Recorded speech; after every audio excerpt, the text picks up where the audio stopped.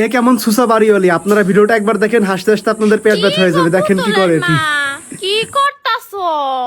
আরে বাড়িয়ালি খালাম্মা যে, কেমন আছেন খালাম্মা? আসেন ভিতরে আসেন। হুনা, এটা হলো আমারই বাড়ি, তোমার ভিতরে আইতে কোয়া লাগবো কে? ইয়ে না খালাম্মা, আসলে ভিতরে আসতে বললাম, আপনি তো আর আসেন না সব সময়। তাছাড়া আমরা তো ভাড়া থাকি, এই ফ্ল্যাটটা তো আর আপনি থাকেন না, আমরাই থাকি।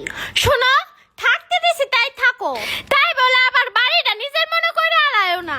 শুনেন খালাম্মা, যে বাসায় টাকা দিয়া ভাড়া থাকি, এই বাসা যদি নিজেরই মনে না করতে পারি, তাহলে এই বাসায় থাকা লাভ কি? সামনের মাসে আপনি বাসা ভাড়া দিয়া লাইন, আমরা যামুগা। আরে পুতুলের মাসে এত কে?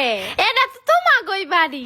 তাছাড়া তোমার চেহারাটা কি মায়াবী, তুমি বাসা ছাইরা গেলা গা, তোমার এই মায়াবী মুখটা আমি কেমনে দেখবো? এমনে আমার বাসায় 2 মাসের বেশি কোনো বাড়াইটা থাকে না, তুমি আর যাইও না। শুনেন খালাম্মা, বারাইটা লগে খারাপ ব্যবহার করবেন না, সব সময় ভালো ব্যবহার করবেন, তাইলে আর বারাইটারা যাইবো না। তাছাড়া মাসে মাসে বাসা পাল্টাইতে আমাগো বারাইটাকেও কষ্ট হয়, মাল জিনিস টানা হেসরা করতে। আপনাগো মতো কিছু কিছু বাড়িয়ালাগো ব্যবহারের কারণে আমাগো মাসে মাসে বাসা পাল্টাইতে হয়। আরে থামো তো পুতুলের মা।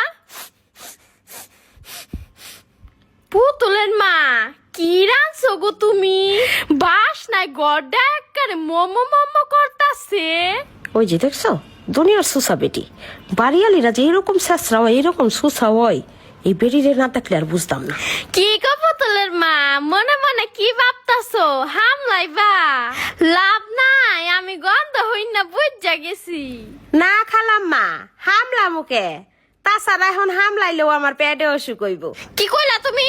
কিছু না খালাম্মা, কইছি আপনি বহেন, গরুর মাংস দিয়া কচু পাতার ভর্তা বানাইছি, নিয়ে আইতাছি আপনার লেগা।